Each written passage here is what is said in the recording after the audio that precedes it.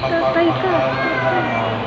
Itinataas namin sa iyo ang mga ama na naririto sa inyong harapan. Pinalhangalan namin sila sa araw ng kanilang pagdiriwang.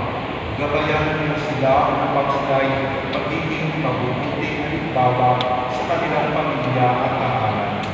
Maging mapagmahal at mapag-alulawa sila sa kanilang mga anak. Ipagkaloob mo sa kanila ang biyaya ng inyong pagtubay upang magampanan nila ang kanilang tungkulin sa mapagmahal at Kristiyanong pamamaraan. Hinihiling namin ito sa pamamagitan ni Kristo na aming Panginoon.